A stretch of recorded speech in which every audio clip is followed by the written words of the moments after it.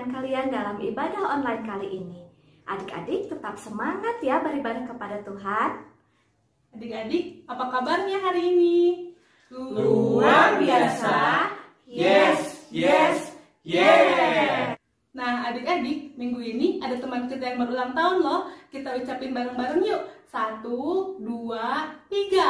Happy birthday, Jaden! Happy birthday to you. Happy birthday to you.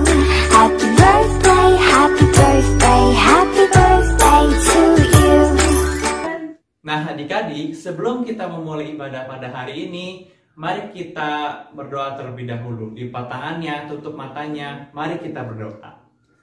Tuhan Yesus, terima kasih karena Engkau telah melindungi kami, menyertai kami selama seminggu ini Tuhan. Dan terima kasih karena Engkau kami dapat kembali berkumpul untuk memuji dan membesarkan nama-Mu. Kami serahkan semua ibadah kami dari awal, pertengahan hingga akhir ke dalam tangan-Mu. Dalam nama Tuhan Yesus kami sudah berdoa, haleluya, amin. Adik-adik, sebelum kita mulai ibadah, kita dengarkan dan lakukan petunjuk berikut ini yuk.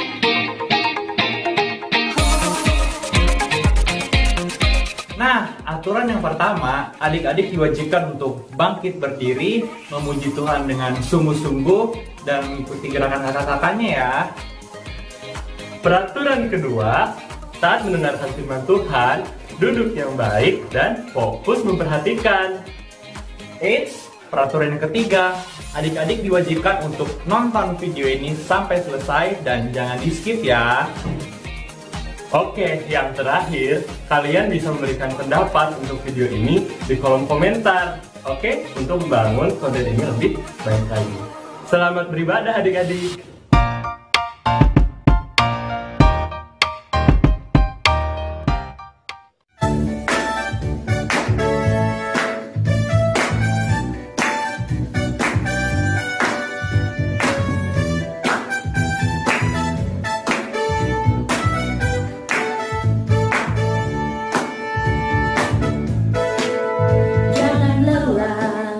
Bekerja di ladangnya Tuhan, Roh Kudus yang beri kekuatan, yang mengajar dan menopang.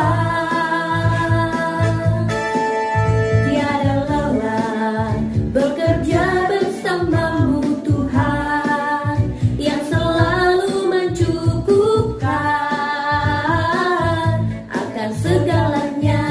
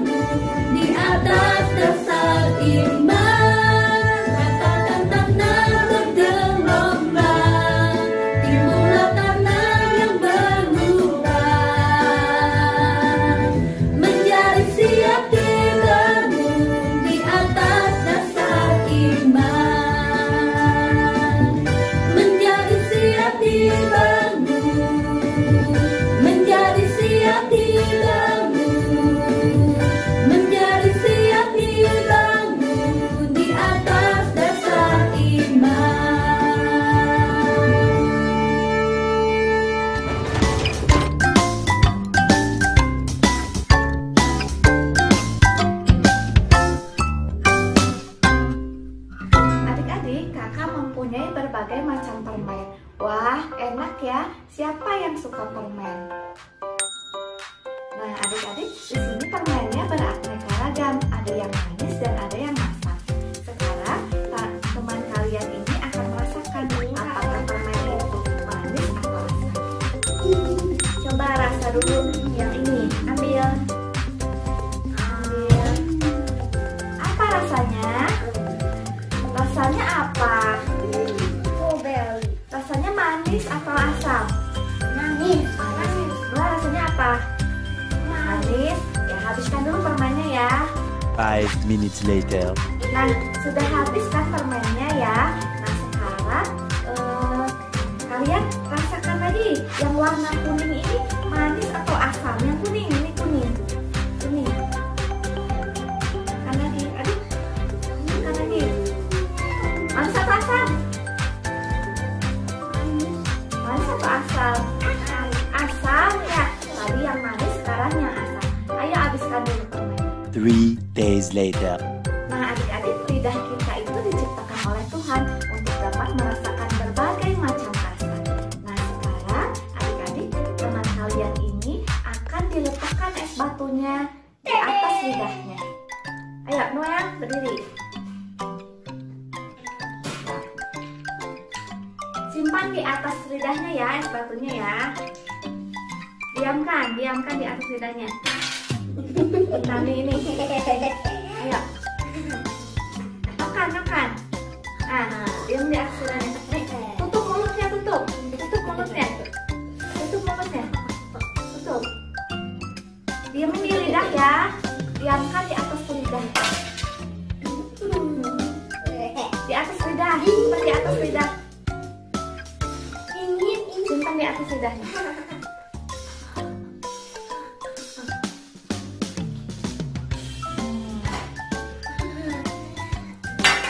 Sampai es batunya habis ya. Nah, setelah diletakkan es batu di atas lidah, apa yang akan mereka rasakan ya adik-adik? Nah, adik-adik rasakan lagi permen yang tadi kamu bilang manis. Yo, rasa. Ada rasanya tidak? Oh, katanya tidak ada rasanya. Noel, ada rasanya tidak? Berdiri Noel. Oh, nggak ada rasanya. Kenapa ya? Coba sekarang yang tadi kamu bilang asam, yang ini. Coba rasa. Yang ini. Ada rasanya nggak? Nggak ada rasa ternyata ya adik-adik ya.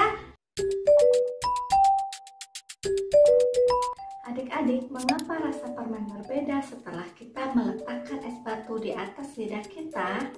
Apa ya penyebabnya? Penyebabnya adalah es batu yang diletakkan di atas lidah kita itu membuat lidah kita itu mati rasa, tidak dapat merasakan apapun. Tidak dapat merasakan manis, asam, atau yang lainnya. Nah, ketika kita memikirkan diri kita sendiri, itu juga sama. Itu semua mematikan semua rasa yang ada. Sama seperti ketika kita tidak dapat merasakan manisnya permen, kita juga tidak sadar apabila ada orang yang membutuhkan pertolongan kita. Kita pun tidak akan dapat merasakan betapa bahagianya hati kita setelah menolong orang lain. Ada banyak hal yang dapat kita lakukan untuk menolong orang lain. Hal yang besar ataupun yang kecil, semua sama pentingnya. Belajar mengetahui orang-orang yang membutuhkan pertolongan itu pun sangat penting. Bantuan apa saja yang dapat kita lakukan untuk menolong orang lain? Misalnya, apabila kamu di rumah mempunyai baju yang masih layak pakai, artinya masih pantas dipakai, tidak sobek atau tidak bolong, atau sudah sempit, kalian dapat mengumpulkannya di dalam satu dus. Kemudian nanti kalian dapat meminta bantuan papa atau mama untuk mengirimkannya ke panti asuhan. Di sana banyak anak-anak yang membutuhkan pakaian.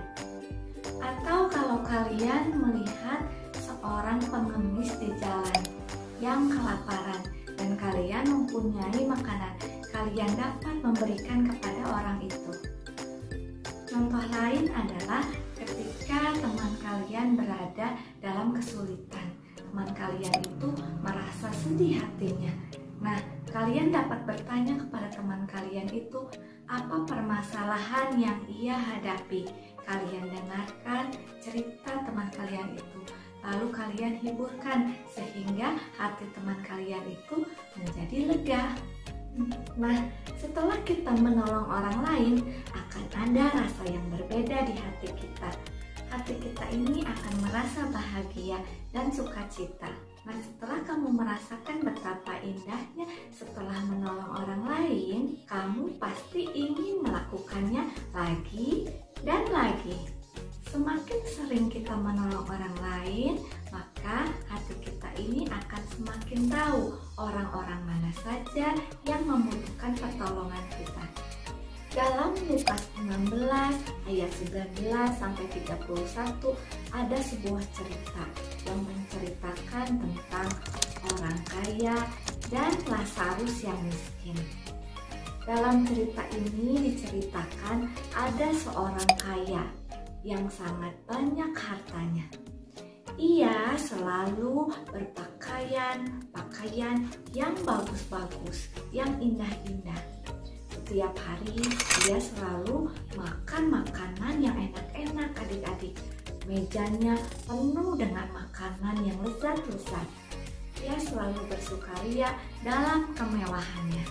Tapi adik-adik, dia tidak pernah peduli pada orang-orang yang berada di sekelilingnya.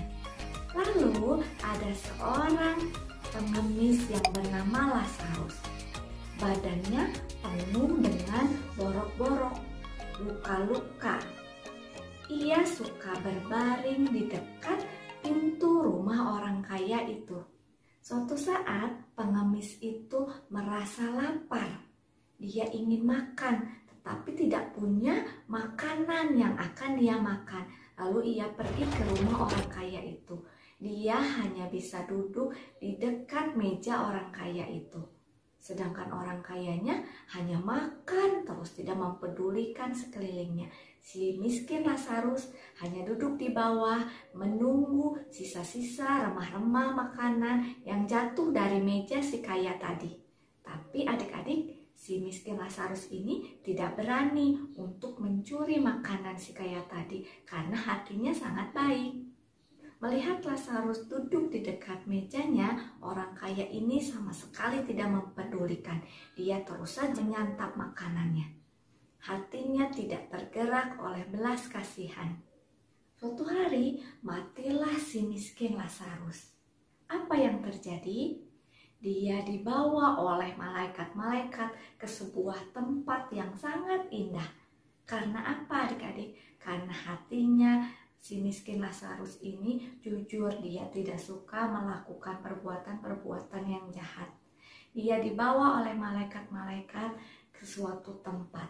Tidak lama setelah itu, orang kaya itu pun juga mati. Lalu orang kaya itu dikuburkan oleh keluarganya.